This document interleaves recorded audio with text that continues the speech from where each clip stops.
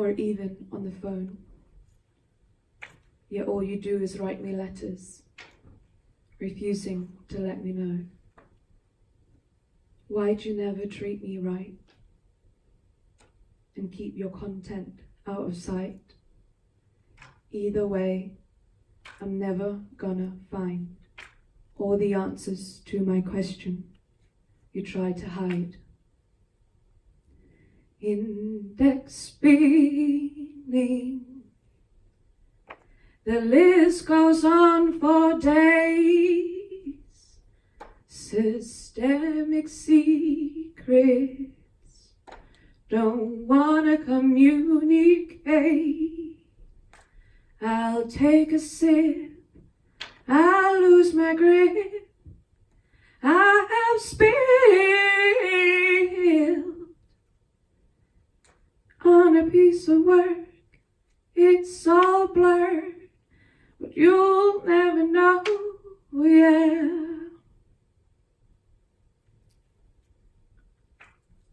Nothing is allowed inside archives.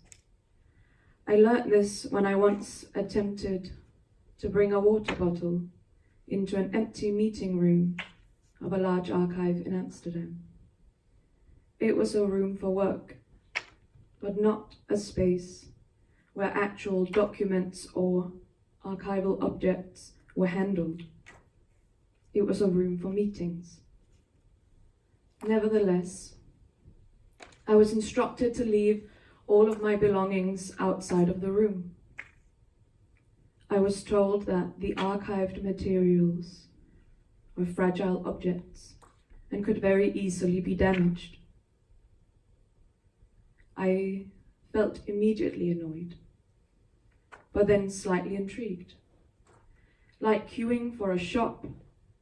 You don't really know what sells, but everyone else seems to be queuing and you don't want to miss out.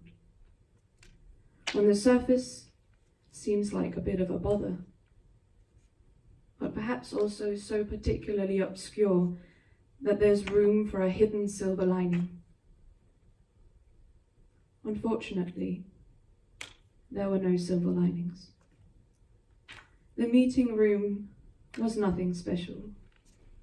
Just a horseshoe-shaped arrangement of tables and chairs facing a projection screen, on which I would be watching my middle-aged tutor trying and failing to locate particular documents in the vast catalogue of the archive for the remainder of the day.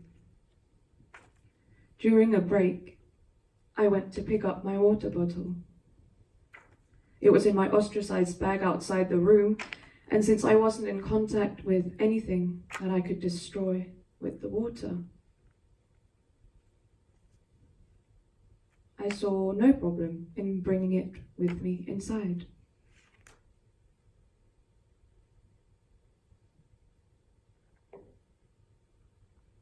After all, I drink a lot of water. However, a member of staff stopped me. I was recklessly attempting to smuggle the bottle inside the meeting room, and he reminded me that no belongings were allowed inside. I told him that there were no actual material inside. The archive is very fragile, he said, and insisted on the parched protection.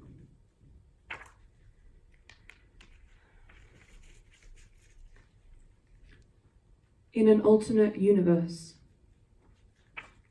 I would spit onto the carpeted floors. I would lick every surface of the tables and chairs. I would spill over and shape a lucky horseshoe of saliva. Couldn't my slippery matter too be stored away in this desert of dehydrated documentation? I would fill a form with my wet lips. I'd kindly donate the deposited mucus matter. I would flood the storage cabinets with my fixative fluid. personal preservation. But my mouth was too dry to even begin to slip into this wet fantasy.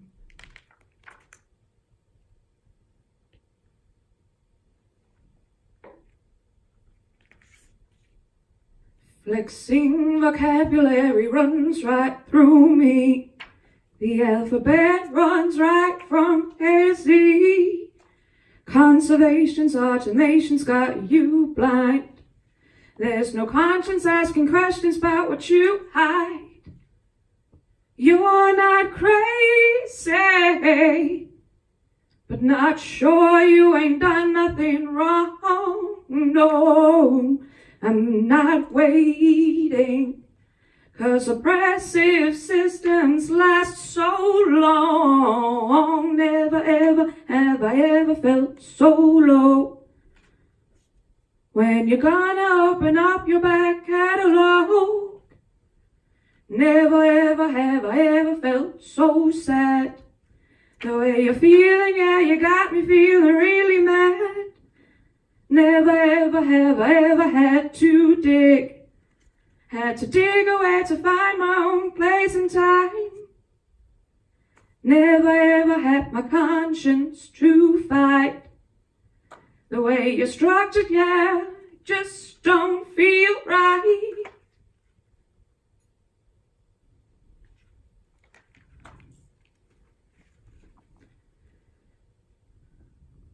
When I smell my mother's perfume on a person I pass in the streets, I'm brought back to kindergarten.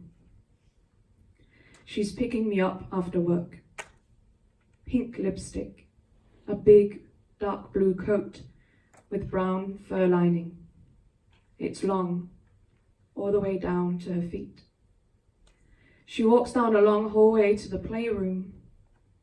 Click, click, click, click, click, click, click. Heels on tile. I can recognize her rhythm from far away. She's always chewing gum. The green kind, peppermint. In an aura around her, the sweetness of her lipstick and the fresh smell of mint mixes with her perfume and the coldness of winter outside that's still sticking to her fair skin. That is my mother's smell. When I smell my mother's perfume on a person I pass in the streets, all of these memories come rushing out from their hiding place in my mind. It doesn't seem appropriate to offload my emotional paperwork onto a stranger. So I push my mother and my kindergarten self into the very corner of my eye.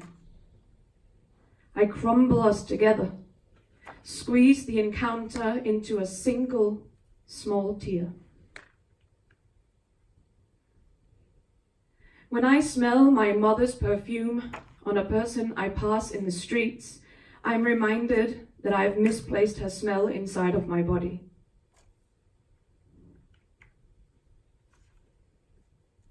As I'm sitting at home alone, my tear dried up or spilled off the edge of my cheek, I cannot for the life of me recall that smell. I don't know where I've lost it, but it's gone missing inside of me. I find my biggest coat.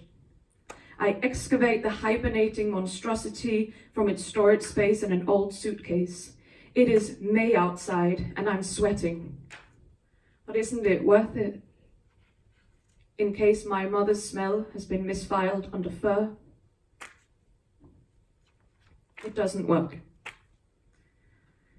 I don't have a pink lipstick like hers, with the blue case, always the same kind. Habits are useful for recollection. But in this case, failing to back up becomes failing to recreate. Instead, I bite my lips. I bite them till they turn fleshy and flush.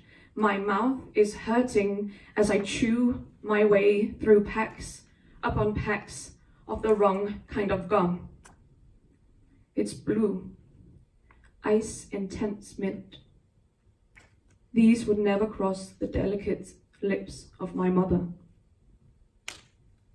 As I fail to smell the skin of my own cheek, the way that I used to smell hers, I think to myself that despite seemingly having dropped the memory of her smell on the street, my mother's hypermobile joints have forever found a storage space in my jaw.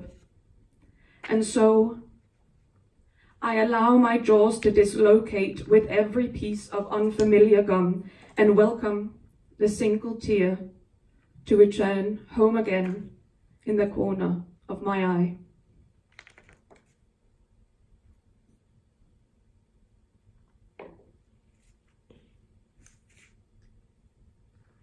I'll keep searching deep within your folders for all the answers. Don't wanna be hurt no more. This must cease. I gotta feel at ease. I need to see public domain going insane. My heart breaks, yeah.